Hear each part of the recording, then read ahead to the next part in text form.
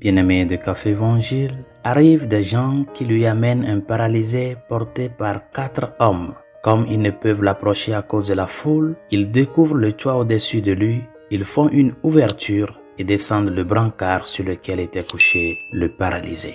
Bien chers amis, ce paralytique est un symbole de certaines personnes dans nos vies qui semblent incapables de se tourner vers notre Seigneur par leur propre effort. Il est clair que le paralysé voulait être guéri, mais il était incapable de venir à notre Seigneur par ses propres moyens. Et c'est pourquoi les amis du paralytique l'ont porté jusqu'à Jésus, ont ouvert le toit car il y avait une grande foule et ont fait descendre l'homme devant Jésus. Bien-aimé dans le Seigneur, la paralysie de cet homme est un symbole d'un certain type de péché. Il s'agit d'un péché pour lequel une personne désire le pardon, mais il est incapable de se tourner vers le Seigneur par ses propres moyens. Par exemple, une dépendance grave est quelque chose qui peut tellement dominer la vie d'une personne qu'elle ne peut pas surmonter cette dépendance par ses propres efforts.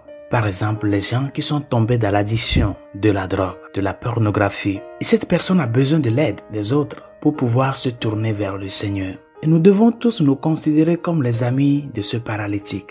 Et trop souvent, lorsque nous voyons une personne piégée dans une vie de péché, nous la jugeons et nous nous détournons d'elle. Mais l'un des plus grands actes de charité que nous puissions offrir à quelqu'un est de lui fournir les moyens dont il a besoin pour surmonter son péché. Cela peut se faire par nos conseils, notre compassion inébranlable, une oreille attentive et tout acte de fidélité envers cette personne au moment où elle est dans le besoin et le désespoir. Et surtout, accompagner cette personne dans la prière, lui proposer de s'approcher des sacrements, lui proposer de venir à la messe, lui proposer à cette personne-là de s'approcher du sacrement de la réconciliation. Comment traitez-vous les personnes qui sont prises dans le cycle du péché manifeste? Levez-vous les yeux au ciel et détournez-vous le regard? Ou êtes-vous fermement décidé à être là pour eux, à leur donner de l'espoir et à les aider lorsqu'ils n'ont que peu ou pas d'espoir dans la vie de surmonter leur péché? L'un des plus grands cadeaux que vous puissiez faire à quelqu'un qui est addict d'un mal est le cadeau de l'espoir, en étant là pour l'aider à se tourner entièrement vers le Seigneur. Résolution de ce jour: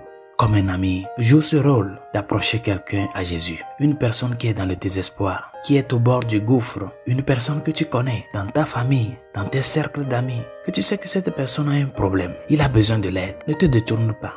Fais-le plutôt approcher à Dieu. Donne-lui tes conseils. Partage ta foi avec lui. Ton expérience personnelle. Ton histoire personnelle par rapport à cette situation que cette personne traverse. Et sois l'un de ces 4 amis qui ont amené le paralysé. Sois cet ami-là pour ce paralysé-là qui est à tes côtés et approche le plus à Jésus. C'est là que ta foi va grandir et va faire relever cette personne-là qui est au bord du gouffre. Bonne journée. Dieu vous bénisse.